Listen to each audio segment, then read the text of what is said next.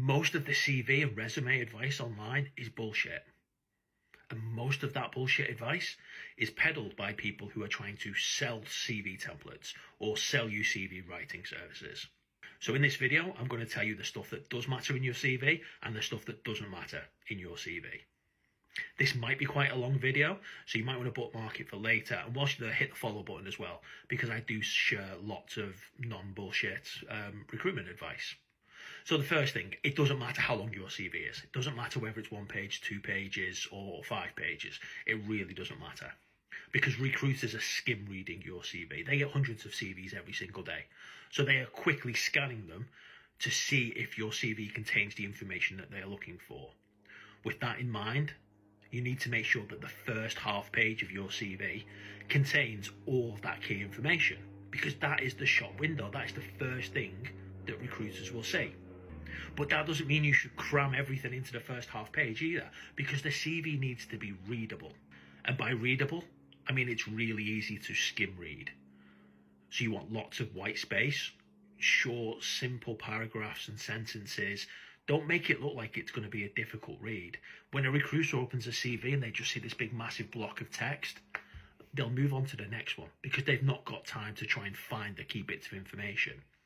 There is a free CV template in my bio which will give you a really good example of what I mean, but lots of white space, make it really, really easy to read, and the key information should be in that first half page of the CV. Now, another thing about CVs, most people just list their responsibilities. You'll see on the CV, company name, job title, and a list of responsibilities. You need to include your achievements as well. People don't need to know what your responsibilities were. If you were an accountant, people will know what your responsibilities were. You're an accountant, they know what accountants do. If you're a recruiter, people know what your responsibilities are. You're a recruiter. You need to talk about your achievements. What projects did you work on? What things did you improve? What was the impact of you being in that role? And make sure you include that rather than just listing your responsibilities. The other thing that a lot of people do as well is they don't give any context as to the environment that they were working in. Yes, if you put on your CV that you worked at Barclays, most people will know who Barclays are.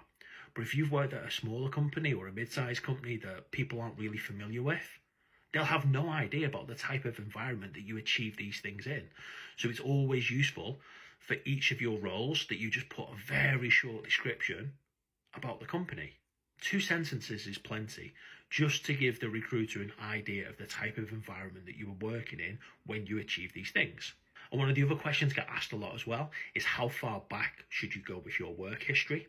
So you should include all of your work history, but you only really need to give the detail for maybe the last 8 years or the last 2 to 3 positions, because they are most relevant now.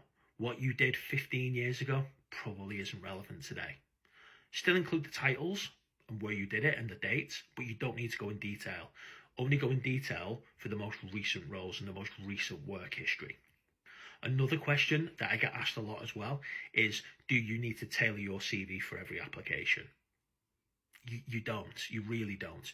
You should tailor your CV for sector or role type. So say, for example, you are applying for customer service roles and sales executive type roles. You'd probably want 2 different CVs. One that you sent out to the customer service type roles and one that you sent out to the sales executive roles, because they're very different role types. But if you are a customer service assistant and you are only applying for customer service roles, then you don't really need to tailor your CV for each application. You just need to do it for different verticals or different role types. Some other things when it comes to CVs as well, don't include a photo. You are just opening yourself up to all types of bias. People will judge you based on how you look, and you might not even get the opportunity to go to interview if you've been rejected just on the basis of your photograph. You don't need to include your full address. All you need to include is your town or city. A lot of people tend to leave that off as well. It's always useful for the recruiter to know where you are based. so they can figure out whether this role is suitable, and what other roles they might have in either other clients that they're working with, if they're an agency recruiter, or if they've got other branches and they're an internal recruiter. So including your location is always useful, but you don't need to include your full address. I've seen people include personal information as well, like date of birth. Don't include that. I have seen some people include national insurance number. Again, don't include that. You don't need to. People have also included references as well. They've put in the names and the contact information of people who would act as references. You don't need to put that on your CV. References should only be contacted after you've got a job offer. You don't need to include it on your CV because people might reach out to them before they've even spoken to you. So don't include them on your CV. Hobbies.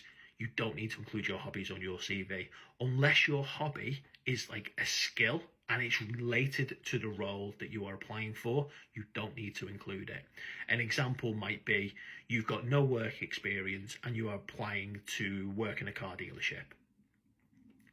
If one of your hobbies is going to car trade shows and fixing cars, and you've got a really keen interest in cars and you know a lot about cars, then yeah, it might be worth including if you've got no work history.